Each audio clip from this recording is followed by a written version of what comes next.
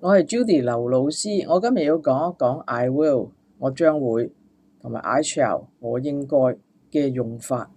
I will 我將會係有三個意思嘅噃。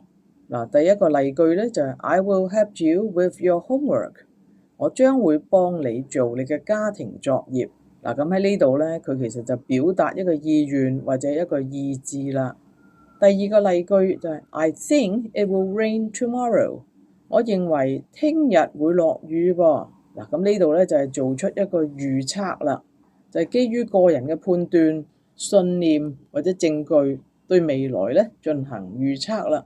第三個例句就係 I will call you as soon as I arrive， 我一到咧我就會俾個電話你噶啦。咁呢個咧就係表達一個承諾啦。咁所以咧三個意思噃，跟住咧我哋就講 I shall 我應該。嗱，咁喺傳統嘅語法裏邊咧，即係比較老式嘅英文裏邊咧， I shall 就係用於第一人稱喎，即係我啊或者我哋啊咁啦，就一個所謂將來式啦。例如 I shall go to the market tomorrow， 我聽日咧要去市場。但係喺而家嘅英文裏邊咧，我哋又唔太常見呢個用法咯，往往用咗 I will， 咁咧就係做一個將來式。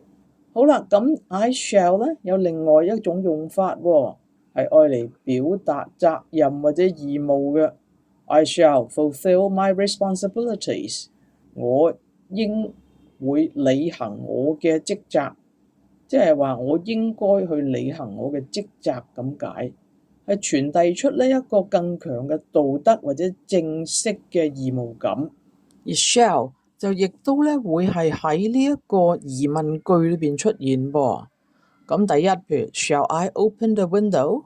我打開窗門好唔好啊？另外或者 Shall we go for a walk？ 我哋去散步好唔好呢？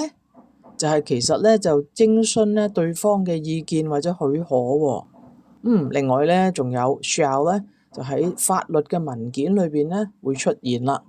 The applicant shall provide all necessary documents。咁呢個意思咧就係話申請人應提供所有必要嘅文件。呢個咧係一種正式同埋嚴格嘅文件裏邊咧所使用啦。